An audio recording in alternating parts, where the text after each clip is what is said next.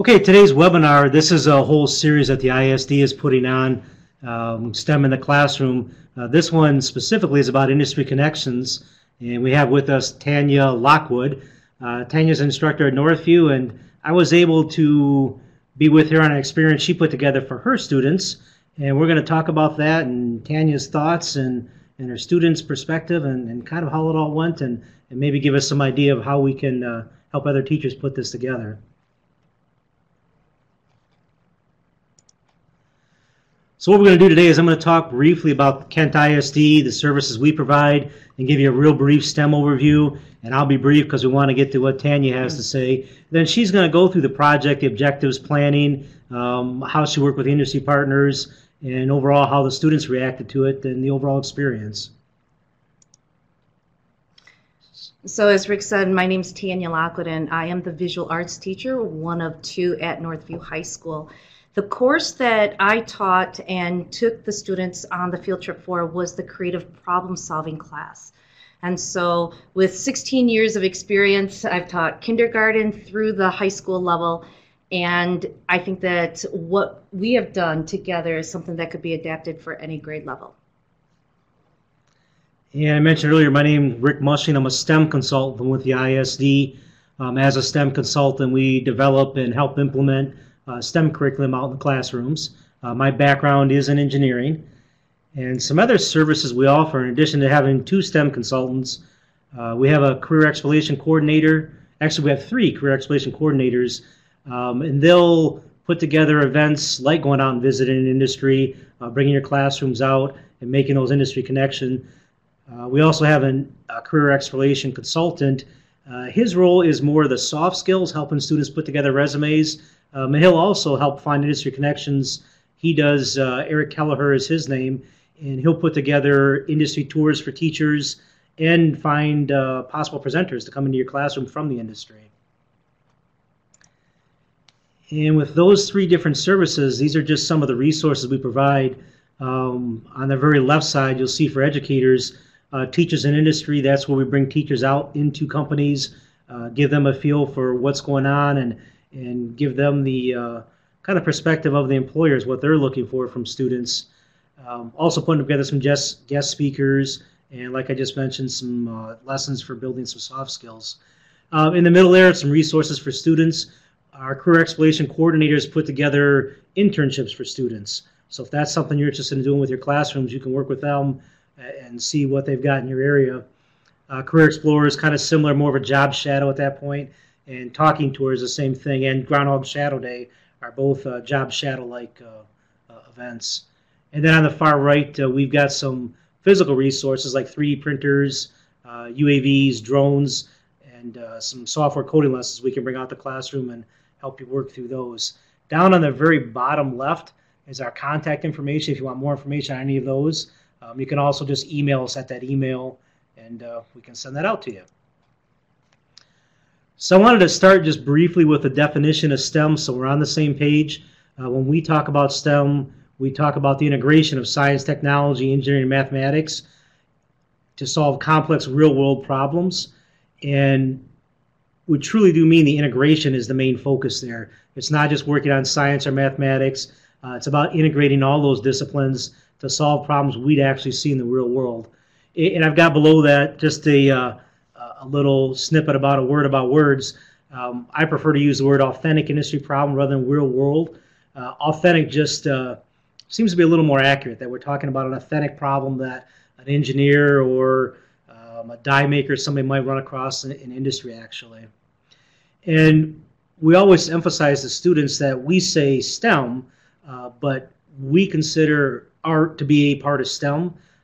STEM and engineering has a lot to do with creativity and innovation, and we think that's part of the engineering component of STEM. So when we say STEM, we mean STEAM as well as STEM, and you can add some other acronyms, or rather letters in there, like R for stream, or X at the end for all the different disciplines. But we kind of took the stance that STEM covers everything, and art is certainly a big part of that. Thank you. And Tanya's a visual arts teacher, so I think she agrees with that. I do. So with the authentic experience that we wanted to provide, this course really dealt with hitting upon the core subject matter. So every unit was designed around the specific needs for that core teacher. The lesson that I'm sharing with you is dealing with math and science. But with science, it was all about biomimicry and mimicking nature to help with a device, an assistive device for someone with a physical disability. So how the students started, they researched different physical disabilities and then determined within their design groups which physical disability they are most interested in. And after doing research not only on the characteristics of that disability, they also looked at the non-tangible infringent effects that that disability may have on that one person. From those, we created prototypes, sketches, and decided on how best would an adaptive device be for that specific person. That's where we went then on the field trip that Kent ISD actually coordinated for us to Steelcase and to Kendall College. So with that, they had the opportunity to really talk with professionals of the industry, to research, to brainstorm with, and to also look at what is out there. And that was really what this experience was, is to broaden the students' minds as to the possibilities, and then go back to the classroom to finish their prototyping and then the evolution portion of the design thinking to evolve their piece to make it even better. This is a course description of the project, and this can fluctuate depending on the needs of your students and how much time you have available. But as you can see, the first few days is really about the discovery and the interpretation. Defining the empathy portion of this unit is crucial because students need to understand what it is like to be a person with a physical disability and then how that affects them on a daily basis. From that, they can then determine what is the best device for them that would enhance their lives and make it better. And as you can see, a lot of the other days are really about prototyping and research.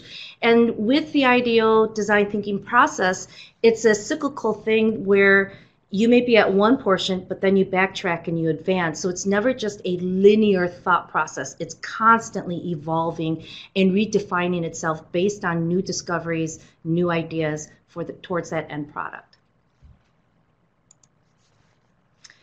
So the way that this unit was organized, students were placed into design teams based on personalities, but making sure that the personalities were not always the same. And we talk about a design team is not everybody with a similar mind process.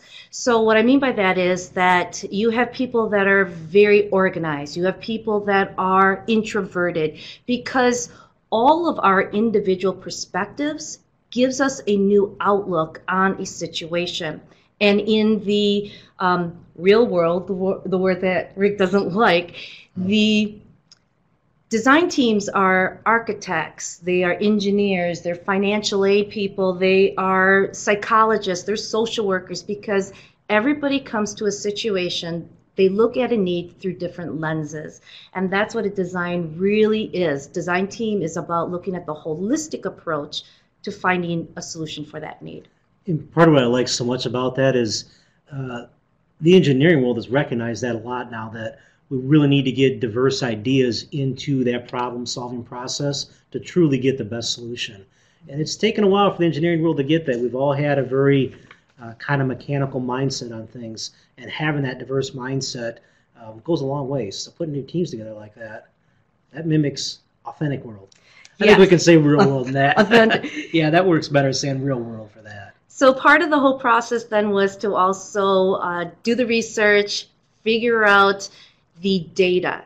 And this is also part of that science unit and the math unit, because the students also had to create infographics to visually show the data. This also reinforces the SAT, all of these state required planning, testing, as well as for the course curriculum in the core areas. This is an example of this adapted device. This was a solution that one design team actually found. And with the biomimicry unit, they had to look at nature and discover ways that nature adapts. And then how they could, as a design team, take those specific characteristics, adapt it, and create, for instance, this is a chair for someone that has a spinal injury or a spinal problem like spina bifida.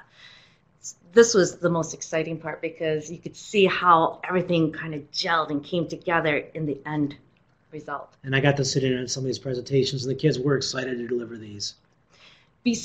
Oh, go ahead. They just put a lot of time into them, so they were excited. Mm-hmm.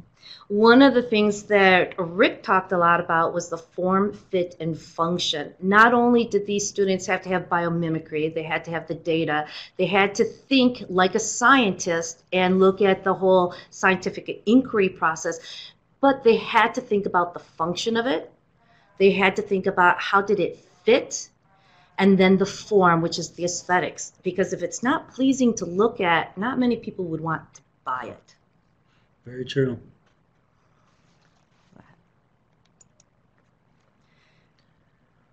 So I put together some questions for you, and we'll just kind of go through the list. And the idea was just get the student and teacher perspective. So what do you think from a student perspective? Were they engaged? The students loved the field trip in the aspect that there were so many hands-on moments. This is an image of Steelcase where the design teams actually talked about that chair. You see a prototype of it. It's all white right now because it's of the foam material. But those chairs, my students actually have those in the English department because they were a test room for Steelcase regarding the design of that chair. And the chair the students actually loved. So for them, they're very excited to hear about the process in which that chair was created, and that also was in line with what we were discussing in class about the IDEO design thinking model. So students, I would say that compared to the other lessons that we worked on in our class, the design thinking IDEO process was something that they knew well because at this point, we're now into unit 3 and 4. And so almost 2/3 of the semester has passed. They have been taught and told about the design thinking model. So for them, being able to see how it worked and how it was actually implemented by Steelcase and then at Kendall as well, I think really reinforced what they were learning in the classroom itself. And I couldn't remember at this point. Do you remember what their project was when they were at Kendall? Yes. So the students, after they did the research as design teams, they had sketches, they had ideas. Here, they were able to do what's called a rapid prototyping. That's right. So there's a variety of what many people would think junk. There were bottle caps, pizza, you know, the little table thing that's on top of the pizza so the lid of the pizza box doesn't crush. Yep. Those were there. There's straws and pipe cleaners and markers and Play-Doh. Because through that interactive play, students were able to think about the materials that were available and how to use them in a different way.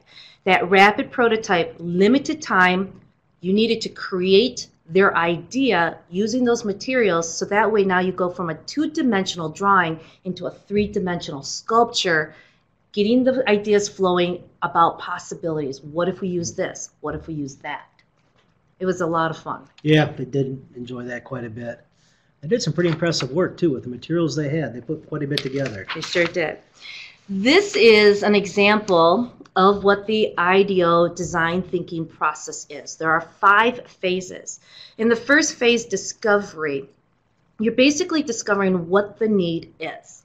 So the need was you have people with disabilities, physical disabilities, and you also have the fact that they need to have some type of assistive device, whether it's furniture or something else. Furniture was one of the key focuses. The second is your fact gathering. The interpretation is defining what that need is, because my need is not always what the issue could be. And so For instance, the example that we used was students are always tired. Well, they say, I need more sleep. Well, is it really the solution for that need? Or are they in 2 sports? They have all this extra homework. They're working. They don't get home until 11. They were up reading. They were playing on Xbox. Yeah. What are some of the other factors that might affect their need? And because of all of that research, we create this pattern and this story. We're telling a story about the client, and the client is not always the end user. So keeping that in mind, the end user, what really is the need? Because the solution may be for a different need and not what the end user really thought. Ideation is basically where you sketch out a bunch of ideas. This is where we have the students, everybody, sticky notes, large pieces of paper. They are writing down as many ideas as they can think of. And then after that, we're talking about 30, 50 ideas. Yep. After that, then they start collecting them. This is all about, mechanical. This is more about the looks of it. Filtering what is a really good idea, because we all know bad ideas, they always become lower on the list. So regardless of whether it's a good idea or a bad idea, it's an idea and they always need to be expressed, because somebody may brainstorm off of a bad idea, what people think is a bad idea, and it becomes something amazing. And that's what we really want to tell the students. You got to fail forward, fail fast. Get all the ideas out there and go through them quickly to figure out what is going to be the best approach. Experimentation is where you actually start prototyping. You come up with that one idea, you start creating it into a 3D model or a sketch to really show your client or end user. You get the feedback, you go back and you revise it. That's the whole evolution portion, is that reflection time where the students or the design teams can really take a look. The end user loved this. They were so-so about that. What can we do to make this even better? Then the evolution, and you'll notice that with this linear numbering, at any point you can go back to a previous, even all the way back to interpretation from evolution, because you discovered it was a great prototype, but it didn't really fit the need. What was the need again? Let's do some more research. So it's a never-ending cycle, because you can always make it better, and it's more a spiral rather than just a circle. And often I see of teachers looking for academic content. When they get to the prototyping, part of the idea is, and let's say maybe math was the academic content, if the math didn't work, if the prototype didn't work, it might be determined that the math is wrong. And now they've got to go back and better understand the math. And that's a lot of how we work in the academic content is, can you prove this works not only physically, but why does it work from a math standpoint? And then if it doesn't, they have to go back and understand the math better. So it's kind of a good check at that point. Do they understand the content we're looking for? Exactly.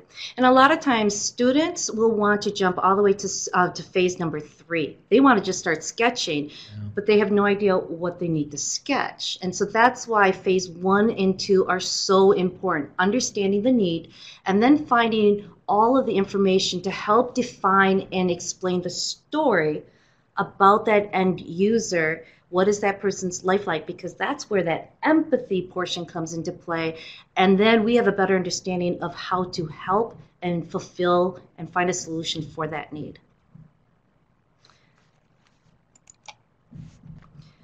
From my perspective, I do believe that there are certain things that would help make this lesson really work well for any teacher who would like to use it. The first one is, if you go to the IDEO website, they have for free a educator toolkit. And the whole design thinking process with those 5 phases are explained, as well as activities that you can do. That was a huge help when we, the other art teacher and I, were developing this course for our school for the very first time. It was wonderful. And the fact that it was free, even better. Yeah, right. The second thing was really talking with people who knew the content. I could not start this unit without talking first with some of the science teachers because I understood the basic concepts of scientific inquiry, but I didn't really understand it fully. Nor did I understand fully the form, fit, and function or biomimicry. I had to research and I had to talk with engineers like Rick or the science teachers. I talked with people in the industry, exactly what it was. There was also a person, one of our custodians. I talked to a custodian because his brother is a chemist and let me take that back. His brother-in-law works for Nike as the design department lead. And the Brazilian soccer team actually came to Nike because they had a need. The soccer cleats always got clumped up with a bunch of dirt, and they wanted to find a solution for that. So this guy's, the design team lead, his brother was a scientist. He was a chemist, and called him up and said, hey, is there anything that's available out there? And he's like, well, there is this plant in the rainforest that actually naturally repels all dirt. Even after a mudslide, this plant is pristine. They were able to synthetically create the molecular compound that essentially did that. They incorporated that into the materials that the cleats were made out of, and the Brazilian soccer team did not have that issue anymore. It was a perfect example that I used with my class because I talked to a custodian. I wanted to ask them, did you or do we use any products that are based on nature? That's how that conversation started. So it's a great problem-based learning problem, and a good example of getting some diverse thinking in there to solve that issue. So it's amazing where you're going to get the information from, but you have to ask the people, and more than likely they are willing to share their knowledge. Before we move on, do I have any questions?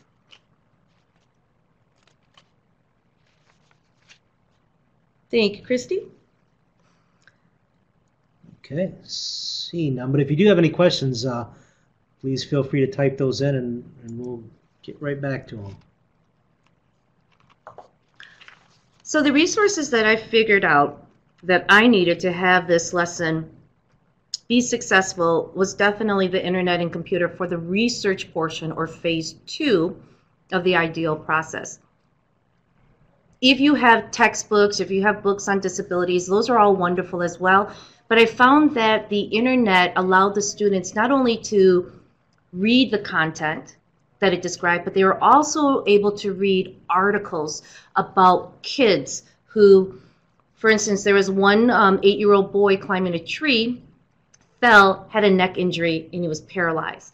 That made it a little bit more of a connection for the students because one of the kids in the design team said, oh, my little brother's he climbs the trees all the time. He made that personal connection. There, once again, reinforced the empathy portion of that. The other thing was definitely researching and talking with people, experts of the industry, like your science teacher, like your engineers.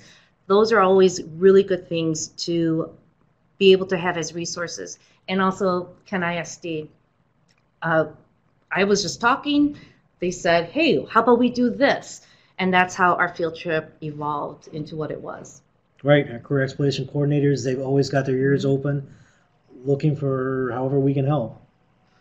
Now, when talking about the techniques that might be helpful in locating the different resources, again, Kent ISD, I'm not plugging you guys at all, but you really were instrumental in this because even afterwards we talked about having maybe, and we're going to talk about this a little bit more, but people with disabilities actually coming in. And that is a resource that you'd be willing to help with as well. So again, really talking with the people who have the knowledge. They can explain it in other ways, because I can remember scientific inquiry from when I was in school, but there's new ways that they're approaching it now. And I wanted to make sure that what I talked about in the creative problem solving class correlated and meshed with what the science teachers were saying. Because we were here, this course was really designed to help promote what was being taught in the other core areas to help reinforce learning. And definitely, I think I expressed that the consultants were a wonderful resource and very useful. Good. It was a great project to work with you on. It's fun.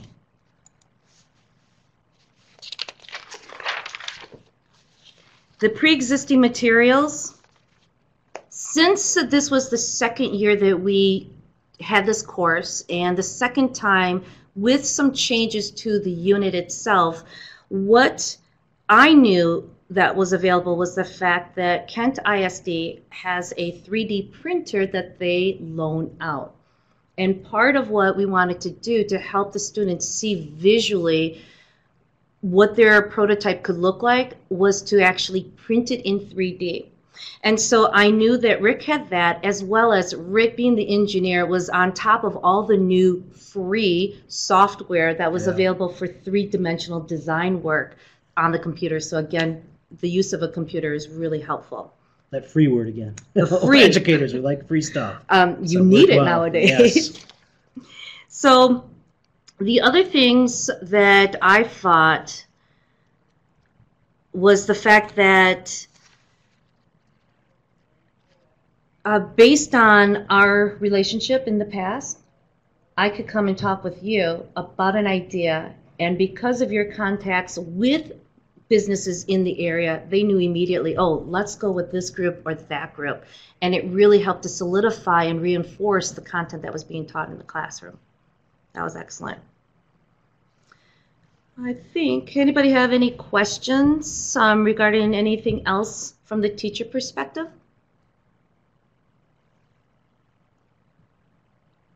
Okay.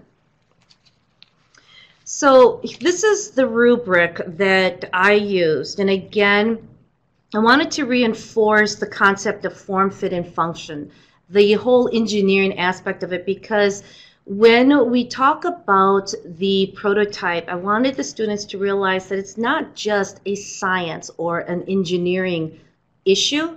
It is something that, as a visual artist, you have to make something that is aesthetically pleasing. That's where the form came into.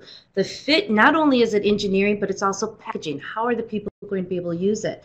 Now we're talking about biology. Where is it going to be used? Does it fit comfortably on the body or in the hands, or however you're going to be able to use it? And then, of course, the function, thinking it through. Does it actually do what you are asking it to do or predicting that it will do? So these are all part of that total package that the students had to be able to accomplish. And then, of course, there was the whole thought process, that systematic way of thinking, the ideation, the interpretation, and incorporating the biomimicry, because inspiration may come from any form. And I want students to realize that as they look upon the world, they may be inspired for a new creation, a new solution with anything that's around them. Right. So again, changing their perspective of how they're looking at the world and what they're thinking. I got to sit in on some of these presentations, and I think having them go through this thought process and have this all laid out gave them a lot of material to talk about. Students often have a problem presenting because they just don't have enough to talk about. But bringing the students through this whole design thinking process and all the steps and all the thought and effort that goes into each step, I think it really gave them a lot in their presentations, because they spoke really well. They had a lot to say. Well, thank you. The other two things that we were looking at with the rubrics was pitch. I talked about 3 different ways that they could present their design, and they had to choose as a design team how they were going to approach their presentation. So each member had to talk within the presentation, because you are always going to have those students that are the talkers and the ones that will sit back and let everybody else do it because they may be shy. Part of the authentic experience when they leave the high school setting or even in another class is that they have to be able to advocate what they need, as well as to communicate effectively so that the person listening understands. Part of the pitch is reinforcing the communication aspects, that in order for you to get what you want, you need to, 1, be persuasive, 2, you need to be concise and to the point, and 3, you need to understand and know what you're going to say. Those that go up there and say, and they realize that when it's time to present, those types of filler words are not going to be needed. They have researched, they have rehearsed, and now they're doing it, and they've rehearsed it enough where they feel comfortable. Majority of them do. It's still a learning process for a lot of them, but it's one step closer to that authentic experience when they go to a job interview or they're in a meeting at a job and they're proposing something for their boss. So we try to give them as many of those authentic experiences as possible. And then here's where the math unit comes into play. All of the data that was researched and found, even when they did their pre and post testings, the infographics were created to show visually all of that data. Instead of just a spreadsheet with numbers and columns, the infographics had visuals that reinforced that content in a more interesting manner.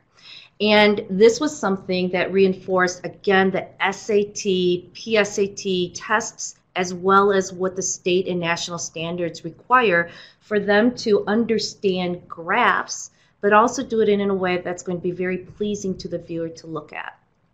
And that really builds understanding. When you've got to build your own infographic and look at that data, and it makes sense of what's there, and simplify it down and put it in a nice visual presentation, that really strengthens understanding.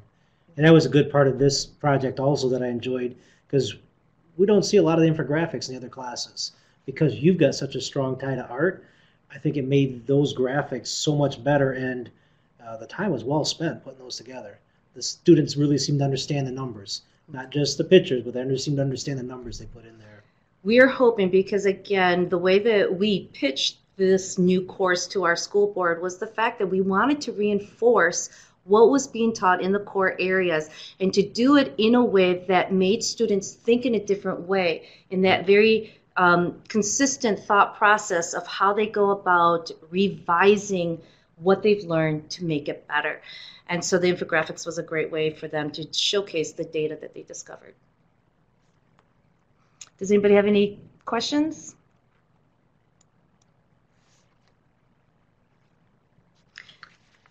Okay. Well, the length of the lesson for us, it kind of fluctuates depending on the mood of the class and how much and how quickly they accomplish. For me, the 11 days was a very good gauge, and it was paced. The one thing, though, that I would say that I would do to lengthen the time would be to give them maybe more rapid prototyping experiences to get their brains thinking about possibilities of new materials, maybe even bringing in fresh mushrooms, whole mushrooms, so they could feel the gills. And that was kind of the prototype that you saw earlier with the chair, but actually feel it. What can they do? Stab it, push it, bend it. How flexible could you make it? How much could you bend it until it broke? Materials like that for them to really experience the natural aspect and then the capabilities that could then be applied towards their adaptive device. I just thought of that. And that would be a great addition, because material science and working with the materials and engineering, it's a big part of coming up with that final solution. So that would be a good addition. I'm going to use that next time too. Good. They keep growing, don't they? As you do these projects, you just keep thinking of things you can add and make them just a little bit better each time. So it's fun. It really does, because every time we teach this, granted, it's only been the second time, but even now, for the third time, I know that I'm going to still tweak. And I am living proof of the ideal process, because we have already gone through it. I'm now at that phase 5, the evolution portion. I am thinking about how can I make this unit, this course, even better. And that's one thing that we can do as well. As well as part of the time constraint to make it a little bit longer would be to switch the time that I had reserved for the 3D printer. We had it at the beginning to the kind of the middle, after that they had done their research. I think I would have bumped it back a little bit longer, as well as maybe even beyond the due date of the project, because to print even a small thing may have taken a little bit longer. And we kind of talked about that as well. They had the image of their 3-dimensional design from the free software programs that they incorporated into their presentations. They just didn't have the physical 3-dimensional model. And that was something that the students really were interested in. And I think a couple of them, didn't they build it out of cardboard too? Yes. So they don't necessarily need the 3D printer, but any materials you've got that they could prototype and build some type of artifact that does support their conclusions. 3D printers are great. I mean, obviously I like using them, but they take so much time sometimes that it can be difficult to work them in. The students, you're right. Yeah. The students had 3 options to create their prototype. It could have been just a drawing showing it from various angles. It could have been the 3-dimensional printer, and it could also have been created 3-dimensionally, but with any objects that they needed to make the look the way that they wanted. So not everyone is tech savvy. Yep. Not everyone can draw, so we did try to differentiate that portion of it so that way it would hit upon all the different learners for that end product. And I think I kind of told you a little bit about what I would have done differently. We had mentioned it at the beginning regarding having people with disabilities come at the beginning. Part of that phase 2, the interpretation, the storytelling, gathering that information, having them tell their story so that students can actually see the person, not in a photograph or in a video. Yep. They can talk with them. Also had the students to help build with that. We have wheelchairs for students as a precautionary measure in case somebody got hurt. But I was able to borrow the wheelchair for a few days, and the students took turns trying to navigate through the classroom and what it would be like. And after a couple of minutes, a lot of the kids were like, is my turn up? Because they realize it's a lot harder than what they thought.